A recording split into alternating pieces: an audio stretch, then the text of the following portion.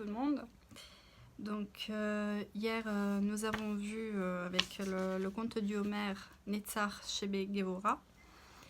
Et bon, c'était le 1er mai. Aujourd'hui c'est Yom HaShoah. Et vous savez, Rav Lomel il a fait un cours magnifique sur le sens des vacances, le sens des jours fériés et sur la racine du mot en fait en hébreu qui est associé à la fait de se chercher soi-même, d'être soi-même. Et vous savez, bon, là nous travaillons sur toujours les séphirotes, mais pendant les semaines de Shavuot, nous lisons la Mishnah Avot, donc les maximes des pères. Et il y a cette Mishnah très connue de Hillel Hazaken que j'aimerais voir avec vous, c'est-à-dire de réfléchir à qui nous sommes. Et voilà, si je ne suis pas pour moi, qui suis-je? Et qui le sera à ma place? Parce que le mois de mai en France, il y a beaucoup de vacances, de week-ends, de jours fériés. Donc vraiment, lorsque nous avons du temps libre, est-ce que on reste toujours collé dans des écrans ou est-ce qu'on prend le temps d'être dehors ou je sais pas, de faire ce que normalement le travail et les autres obligations du quotidien nous empêchent de faire.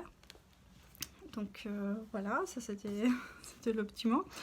Alors je l'ai chargé très très tard et je m'en excuse, mais bon, le 12e jour du Homère, c'est Od Shebe Gevura, la beauté au sein de la retenue. L'intolérance et la colère sont d'horribles travers, tandis que la bravoure et le courage sont admirables. Gandhi fit remarquer que l'amour est la prérogative des braves. Il est toujours difficile de comprendre les tragédies nationales telles que la Shoah. Nous voyons, à travers l'histoire, qu'il existe des moments de réussite exceptionnels pour des personnes particulièrement malfaisantes. Ce fut le cas pour Nabuchodonosor, qui détruisit le premier Beth Amikdash. Ce fut le cas de Haman en Perse, pour Titus, qui détruisit le deuxième Beth Amikdash. Pour l'empereur Adrien, aussi, qui a contribué à tuer, à mettre en esclavage 1 million de juifs. Il y avait le marché des esclaves d'Adrien à Gaza. Pas oublié, c'est les pérachats. Nous avons également pu faire cette même constatation à des époques plus récentes de l'histoire, avec Staline, Hitler et bien d'autres. Ils firent disparaître des milliers de communautés et des millions de juifs. Le Od Shebe Gevura aborde cette question. Il montre que lorsqu'il arrive quelque chose de bien à une personne malveillante, ce sera finalement pour la punir et la mener à sa ruine éternelle. Bon, personnellement, je n'aime pas... Bien sûr, si on pense à Hitler, on se dit tant mieux. Enfin, son ascension après, c'était pour qu'il puisse chuter. Mais en règle générale, je n'aime pas me focaliser sur le bien des rachats, d'un rachat, car au final, vous savez, nous avons les 13 attributs, les 13 actes de foi que Maïmonide il cite, entre autres. Et on sait très bien que la récompense du rachat et la punition du tzaddik, ce sont des choses qu'on ne peut pas comprendre dans l'olam hazé.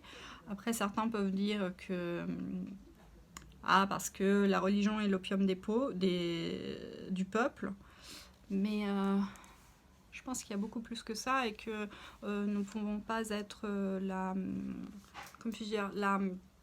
la balance des autres. Voilà, donc vraiment... faut se focaliser sur le fait que chacun de nous a une âme unique, a un potentiel unique, a un but précis pour lequel il est venu dans ce monde et que Akadosh Baruch Hu nous a donné toutes les armes pour accomplir notre destinée et donc nous avons besoin, donc vraiment ne pas nous focaliser à regarder les autres.